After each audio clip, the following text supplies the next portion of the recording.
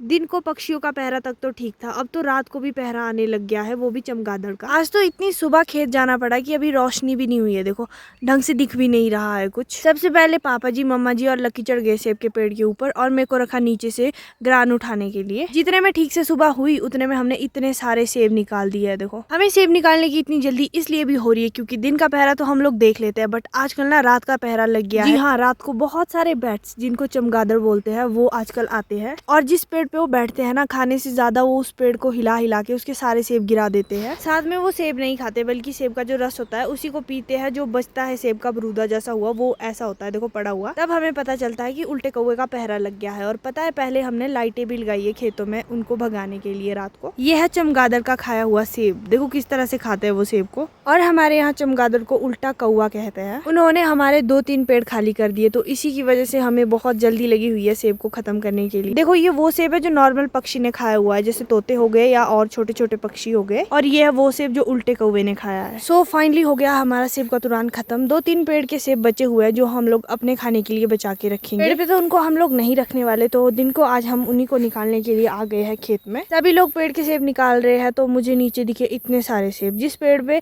सेब निकालते हैं ना उस पेड़ से कुछ सेब गिर ही जाते हैं। देखो ये अभी बिल्कुल फ्रेश है। इसको थोड़ा सा साफ किया और मैंने तो खा ही लिया क्योंकि मुझे भूख लगी है। और यहाँ पर मिली है मेरे छोटे भाई से जो पेड़ की चोटी पर चढ़ा है, कड़ी मेहनत से सेब निकालता हुआ। और ये बचा हमारा लास्ट पेड़, अब इस पेड़ के सेब भी खत्म करने हैं, फिर चल पड़ेंगे घर की तरफ। आज हमारा 5वां दिन है सेब तुरान करने का। हम पूरी तरह से थक चुके हैं, सुबह शाम दिन हमेशा यही सेब निकालने होते हैं। आज की रात चैन की नींद आएगी। अब कल को ये नहीं सोचना पड़ेगा कि कल सेब निकालने हैं, जल्दी उठना पड़ेगा। उससे पहले यहाँ पर आप गिरे हुए सेब देख लो यार। और उसके बाद इस पेड़ की हालत देखो, ये पता नहीं कौन सा पौधा है, ये सिर्फ अभी के टाइम ही आता है और पेड़ों को देखो कैसे जकड़ लिया है इसने। खेतों का काम फाइनली खत्म हो गया। अब चलो गौशाला को थोड़ा सा गाय का काम भी कर लेते हैं। पर काम करने से पहले ही हमारा पैर गोबर के ऊपर चला गया और पूरे पैरों में गोबर लग गया। खैर गोबर का काम करने आए हैं तो इतना ड्रामा नहीं करते हैं और काम पे ध्यान देते हैं। पता है चाहे मैं कहीं भी जा लूँ ना, पर जो सुकून मुझे इन दो बाछी और बाछी के बीच में आता ना, वो वाला सुकून मुझे कहीं और नहीं मिलता। उसके बाद मम्मा जी थोड़ी लेट हो गई थी तो आज मम्मा जी का काम मैं कर रही हूँ, सेब को कट करके गाय को खिलाने का काम। खैर आज का व्लॉग यहीं एंड करती हूँ। Bye bye, take care.